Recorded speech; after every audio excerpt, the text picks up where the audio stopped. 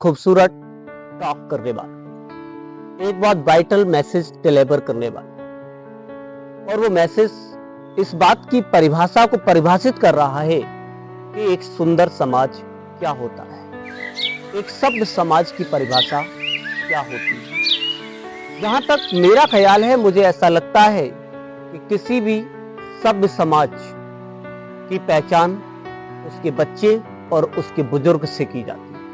जी हाँ, इसीलिए किसी भी परिवार का बच्चा और बुजुर्ग का खुश रहना बहुत जरूरी है। और कहते भी है ना कि जिस परिवार का बच्चा खुश नहीं होता है, उस समाज में कुछ गड़बड़ है।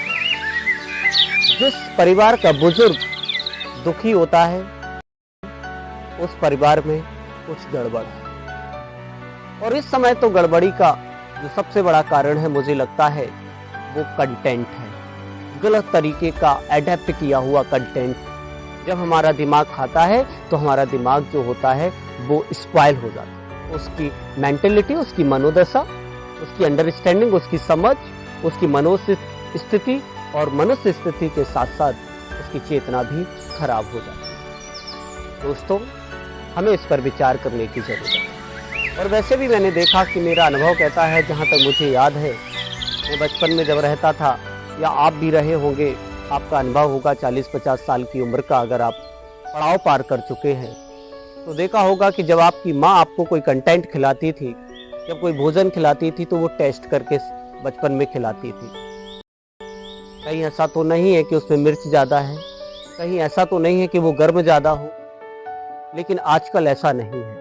आजकल बच्चों को सीधा स्क्रीन के सामने छोड़ दिया जाता है और उनके कंटेंट को चेक नहीं किया जाता। और फिर इसकी गंभीरता को लेकर के ऑक्सफोर्ड डिक्शनरी 2024 में एक वर्ड जारी करती है, और उस वर्ड का नाम है रॉट कंटेंट। मींस सड़ा हुआ कंटेंट बच्चों को मिल रहा है।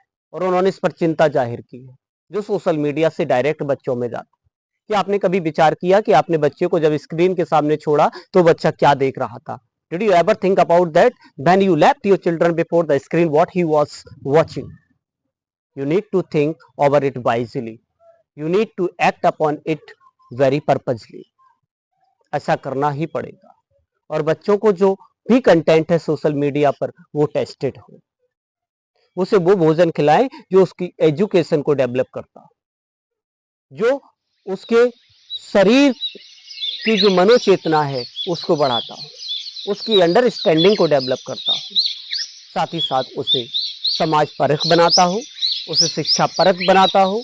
और ऐसा घरों में ही नहीं, एक समाज में ही नहीं, स्कूलों की भी जिम्मेदारी है कि बच्चों को एक शानदार कंटेंट प्रोवाइड किया जाए, और साथ ही साथ सोशल मीडिया पर चल रहे रॉट कंटेंट्स के प्रति जागरूक किया जाए और उन्हें उससे बचाया जाए। और सोशल मीडिया पर जो सबसे बड़ा कारण है वो बन रहा है हमारा मोबाइल।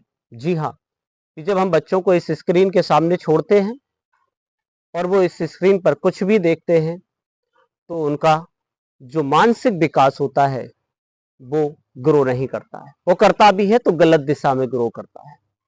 और मुझे इस बात की पीड़ा भी है और गहरी आशंका भी है, और इसीलिए मैंने वीडियो बना करके ये मैसेज जारी करने का प्रयास किया है, ताकि एक सुंदर समाज का निर्माण हो सके और खूबसूरत समाज को बनाया जा सके और बच्चों को रॉट कंटेंट से रोका जाए। उसका सबसे बड़ा कारण है ये मोबाइल के बच्चों को जब हम स्क्रीन पर छोड़ते हैं, और जब छोड़ देते हैं स्क्रीन पर, तो वो क्या देख रहे हैं हम इस बात की परवाह भी नहीं करते, और गलत कंटेंट उनके माइंड में जाता है। और वे सब लोग जानते हैं कि हमारे शब्द जहाँ होते हैं वो हमारे एक्शन बनते हैं, और जब शब्द हमारे एक्शन बन जाते हैं वही हमारी हैबिट बन जाती है, और वही हमारी हैबिट जब बन जाती है तो वही हमारी डेस्टिनी बन जाती है और वही हमारी लाइफ बन जाती है।